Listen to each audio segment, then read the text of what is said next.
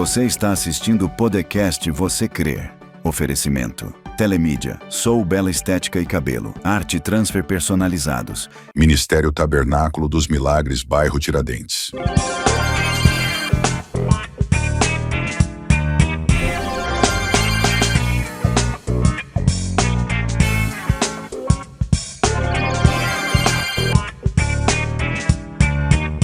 A paz do Senhor Jesus a todos vocês.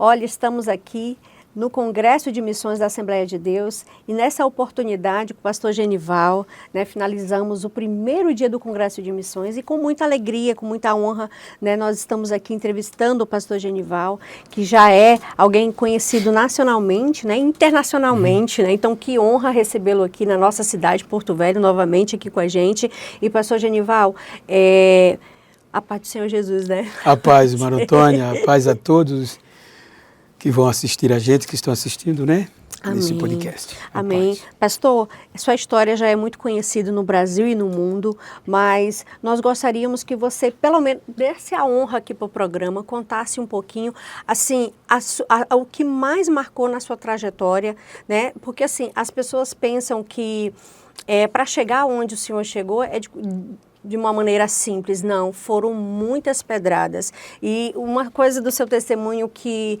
eu realmente, assim, fico impactado é como o senhor conseguiu suportar tanta humilhação, Um pouquinho do seu testemunho, o senhor conta isso, eu gostaria que o senhor detalhasse um pouquinho mais e compartilhasse para todos os nossos seguidores.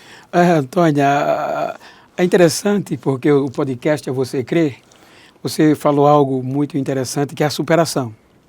E queira que não, eu vou falar aquilo que poucas vezes eu falei, eu quase não lembro que falei isso. A minha vida, ela foi pautada em ser mais um, entendeu? Um ser humano que ia viver em trancos e barrancos, porque a minha infância, ela foi sofrida em um lugar pobre. Minha família, minha mãe trabalhava em casa na época, lavava a roupa dos mais ricos. Nossa. Para que a gente pudesse ter um sustento. 3 irmãos, entre ele e eu o penúltimo, entre eles. E o meu pai era rurícola. E o rurícola, ele trabalha com tratos culturais, ganhando o mínimo dos mínimos, Meu Deus. Era roceiro, como diz no popular. Então era aquela filinha de pretinho, sabe? Parecia aquela filinha de pato. Não sabe? Quando ia, a gente vestia roupa de saco.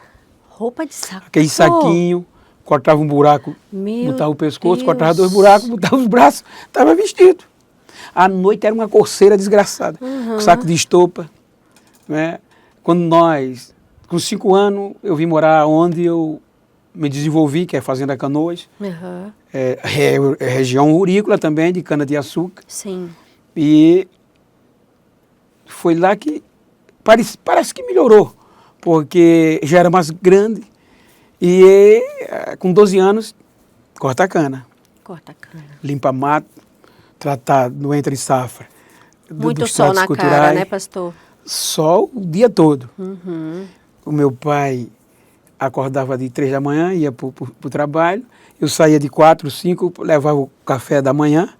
9 horas a gente ia comer. Não era aquela marmita, era lata de leite ninho. Meu Deus. Cuscuz com charque. E aquele charque cheio de gordura, esfriava. Quando tirava a tampa era a pressão de tum! E a gente comia. Agora o café era caldo de cana, quando tinha pão. O senhor enjoou de caldo de cana? Meu Deus do céu. Ainda hoje eu chupo. Você não enjoa. Quem viveu de cana, eu não sei como a minha glicose não é, porque tinha dia que eu ficava assim, ó. Não, porque eu pergunto porque foi uma coisa que, assim, foi constante na sua vida, cana, eu vivi na cana, ainda hoje eu tenho cana plantada dentro de casa. Mas fiquei com 60 anos, já diminuiu. Mas daí para frente, eu quase morro com 6 anos. Eram 6 anos antes. Afogado, um dos meus irmãos que já partiu, ele que me salvou. E foi nessa fazenda aí. Depois, com 12, começamos a trabalhar. Com 18, eu nunca me senti bem com o corte da cana, com os tratos culturais. Isso, no nosso contexto, chamava esse nego é preguiçoso. Nossa. Eu apanhei muito dentro do canavial do meu pai, com olho de cana. Nego safado. E você conseguiu estudar nesse período? Então, eu cortava a cana até o meio-dia, Aham. 1h, de 5 da manhã até Sim. pai. Vai embora, pai, para a escola. Aí eu chegava na escola, pegava aquele caneco, chegava na escola fedendo o caldo de cana e os piolhos caindo.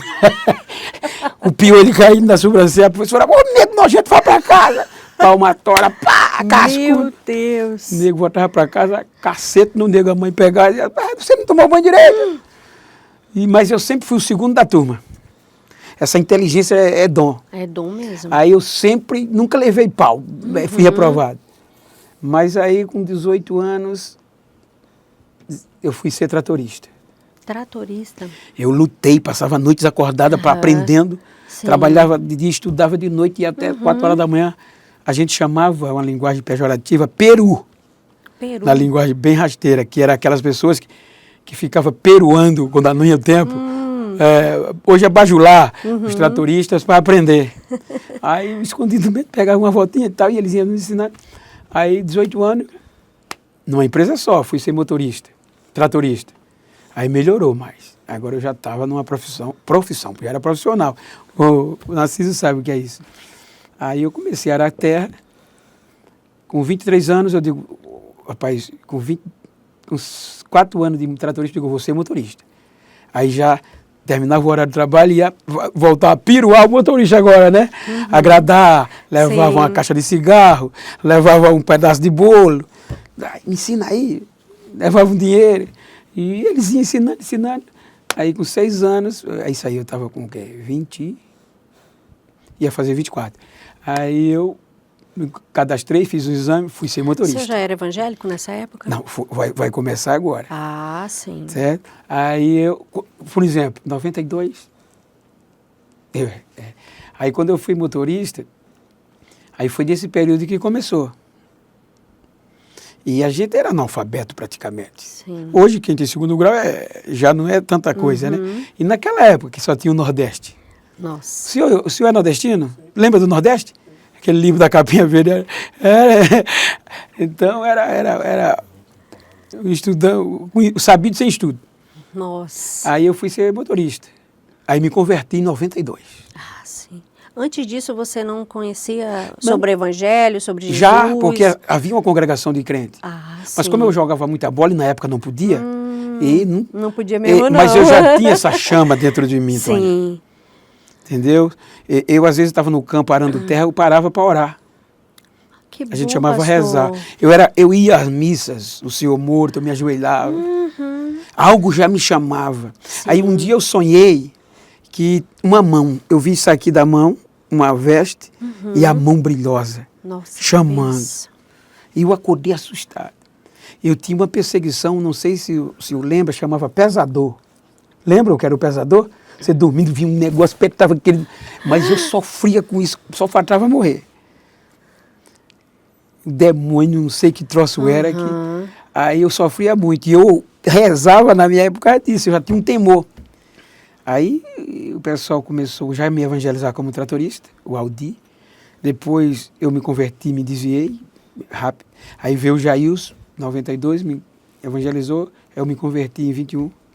Aí não consegui sair mais. E eu me converti dizendo, eu não quero ser crente. Sério? Eu vou pecar para dizer que não sou, para esse povo ver que eu não sou crente, mas não consegui errar mais. Tentava errar, mas... O temor vinha entrou, algo, né, pastor? O temor. O temor entrou. Aí daí para frente eu comecei, aí o negócio pegou. Hoje o povo acha que eu sou pentecostal, às vezes alguém se escandaliza. Não, meu Deus do céu. Tinha hora que o pastor me botava para fora da igreja, eu terminava o culto pulando no meio da rua, da calçada.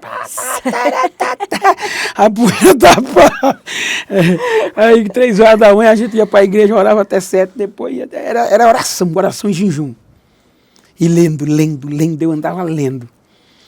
E a gente ia para lazer, eu levava, a mulher ficava brava que eu levava 4, 5 livros. Tu vai para lazer, para quê? Vai levar livro? Os amigos ficavam com raiva, hoje eles dizem, agora a gente sabe por que era. Você olha que eu não olho para papel. Se eu olhar para um papel que me levantei, estudo muito, escrevo. Mas se eu trouxer o sermão e for me basear nele, só se for estudo. Pregando, quando eu levanto a cabeça... Não consegue. Não, já está tudo... Porque você passa a meia hora orando, né? E prega. Por exemplo, aí no meado de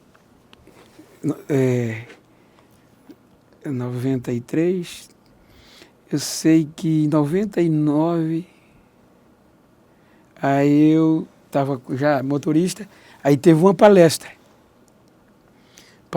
de um grande consultor na época do 5S de São Paulo, uma empresona aí.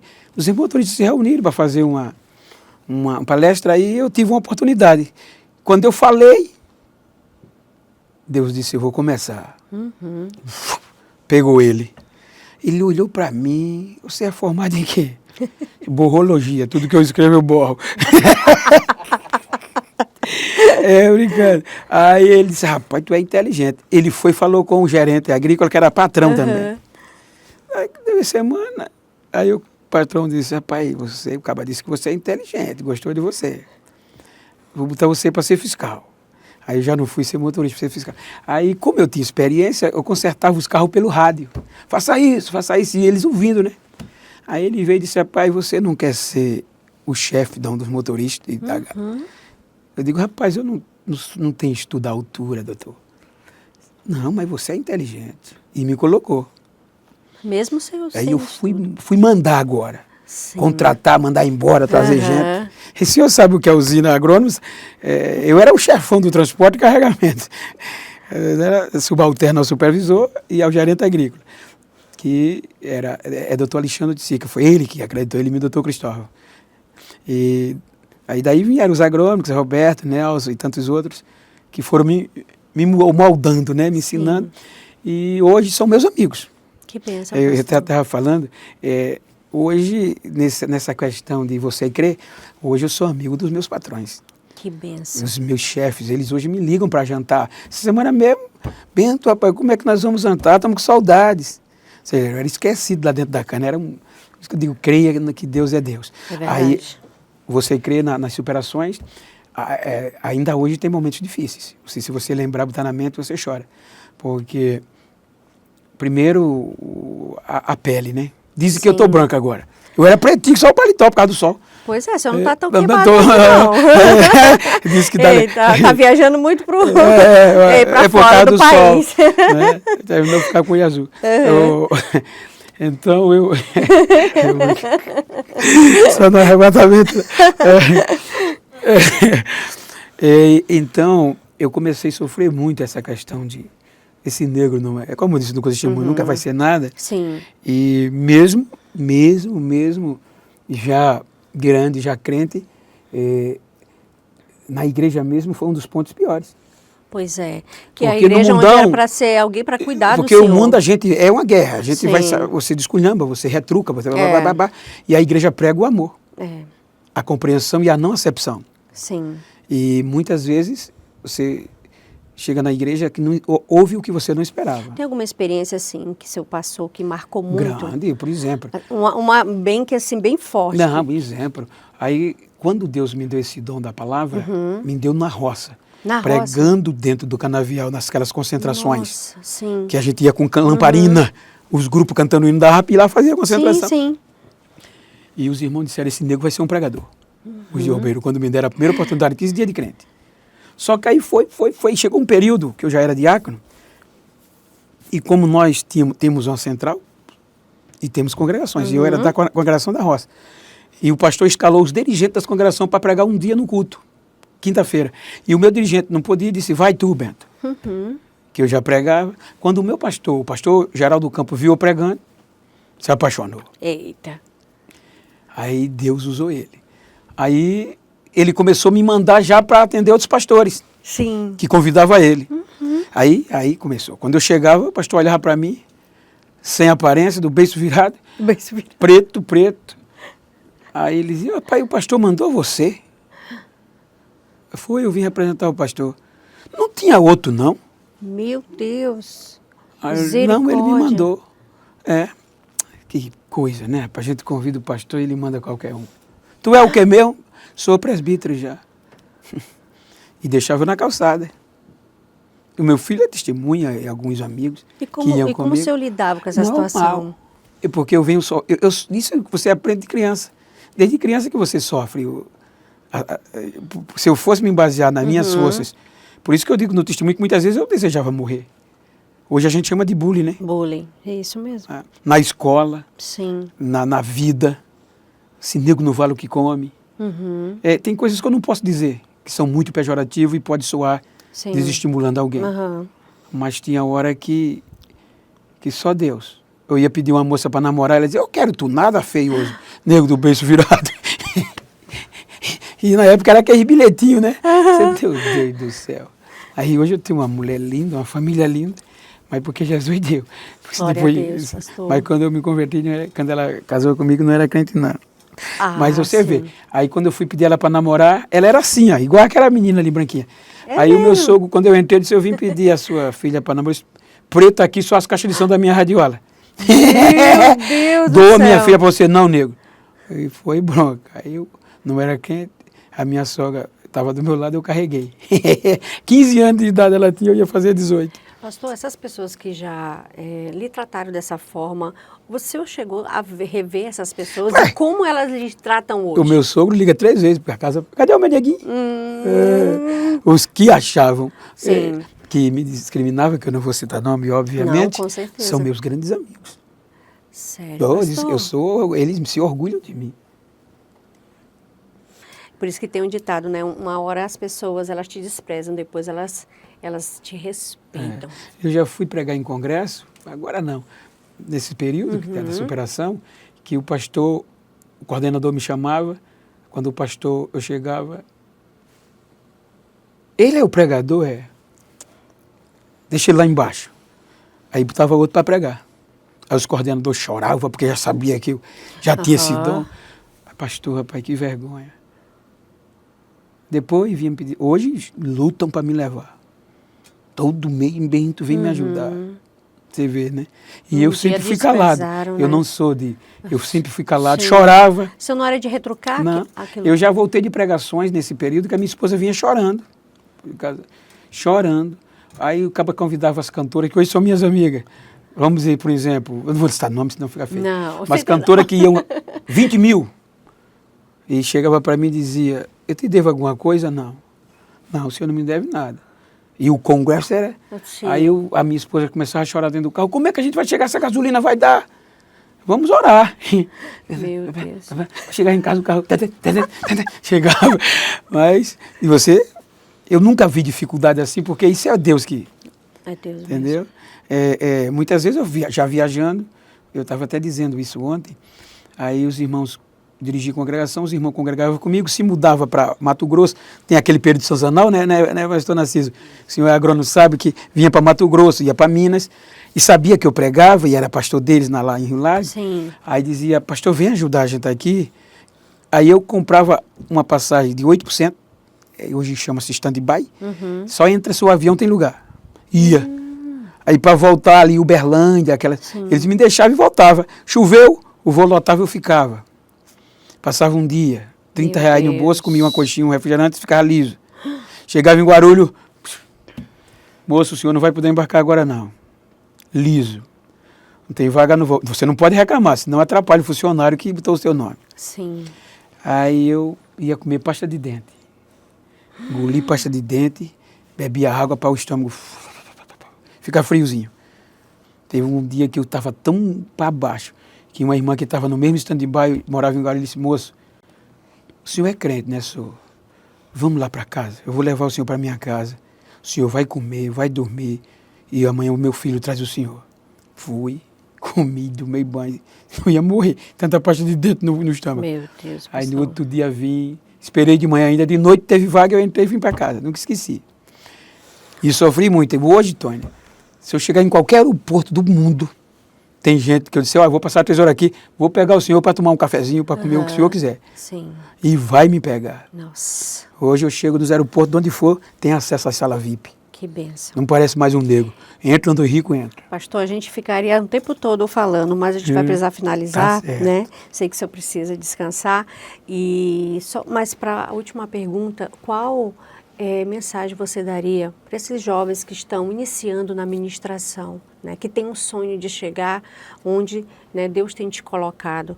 Então, deixa uma mensagem para essas pessoas, para esses jovens, para essas jovens que Deus tem um chamado, mas às vezes querem parar no meio do caminho porque não conseguem suportar o processo da dor, o processo da rejeição, né? Tônia, a Bíblia já dá essa lição. Todos que foram chamados tiveram que fazer história.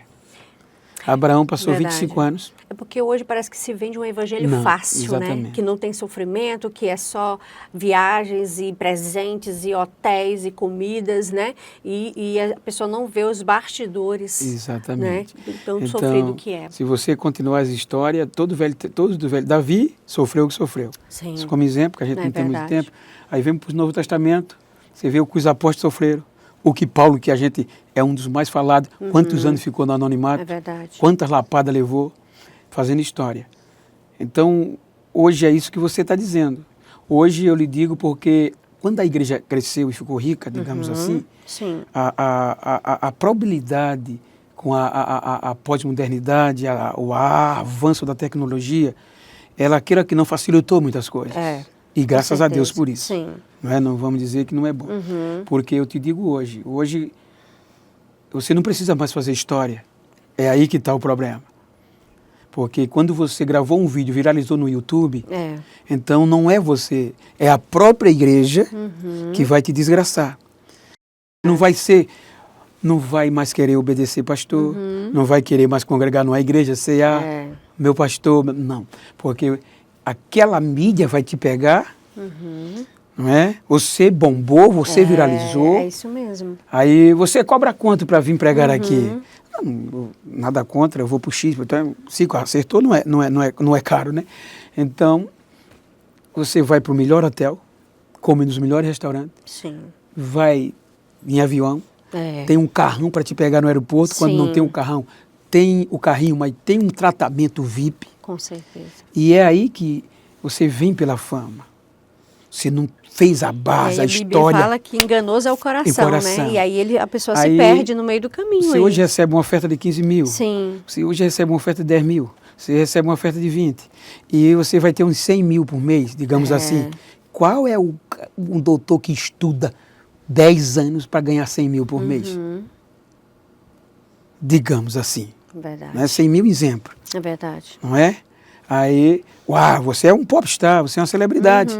Então, no primeiro desafio daquele evangelho que você prega, mas não se baseou nele, não viveu ele na essência, porque o evangelho é a renúncia. A renúncia, é isso mesmo. E você não aprendeu isso. Aí o medo é esse. Você sobe, não dá 1 ano, 2 anos, está no alto do sucesso, daqui a pouco desaparece. Porque vem as adversidades, vem aquilo que você não se preparou, os fundamentos não tem, aí este é o perigo. Que nós temos uma nova geração muito boa. E tem muitos que têm base, têm história. Mas uma boa parte está subindo no gramu do YouTube, da pós-modernidade. Aí eu digo para você, faça história. Faça história. Porque o que prevalece é a história. Porque a nossa vida, ela não é só de acerto, ela tem erros também. É verdade. Ela não é só de glamour, elas têm as dificuldades também. Tem dia que eu saio de casa chorando. Imagino, tem que abrir mão da família, tem que abrir mão do seu descanso. Olha, eu não dormi direito. Eu ontem preguei e fui para o aeroporto. Você sabe que em aeroporto não dorme. Não dorme. Não é? Passei quase 7 horas no aeroporto de Guarulhos, esperando a conexão. Emendei para cá, dá um cochilo no voo, mas você não dorme. Cheguei aqui era quase 5 horas e estou aqui. Já vou voltar daqui a pouco para Maceió. Pois é. Não, é renúncia. Nossa, chegar em casa amanhã, meio-dia, chega em casa, vai resolver as coisas, de noite tem a Santa Ceia, 5 horas da manhã tem que estar no aeroporto de novo, já pega para chegar às 6 horas da noite no outro canto. Quer dizer, você tem que ter uma família com base, você tem que ter uma história com base, você tem que ter uma vida que é a misericórdia de Deus, porque por nós mesmos a gente não consegue. Verdade. É por isso que tem que estar sempre logado com Deus, como diz o ditado Taon. Né? Pastor, muito obrigado. Viu? Eu que agradeço. Deus abençoe. Deus abençoe poderosamente. Que a nova geração continue sendo uma bênção. Amém. E que a igreja é de Deus, né? É verdade. A gente que às vezes quer julgar, mas é de Deus e ela sempre é uma geração para cada geração. É verdade. Nunca vai parar, né? Amém. Deus abençoe a cada um de vocês que continuaram aqui com a gente, que assistiram essa entrevista. Não deixe de compartilhar. Se você não é inscrito no canal também, já se inscreva, tá bom? No canal do YouTube e compartilha bastante. E orem por nosso pastor. Eu que agradeço pastor as suas Genival, orações. tá bom? Orem e intercedam pela vida dele, porque ele é um homem levantado por Deus para impactar gerações. E Amém? dizem que não é em todo canto que tem um anjo preto, né? Deus abençoe. Você está assistindo o podcast Você Crer. Oferecimento. Telemídia, Sou Bela Estética e Cabelo, Arte Transfer Personalizados. Ministério Tabernáculo dos Milagres, bairro Tiradentes.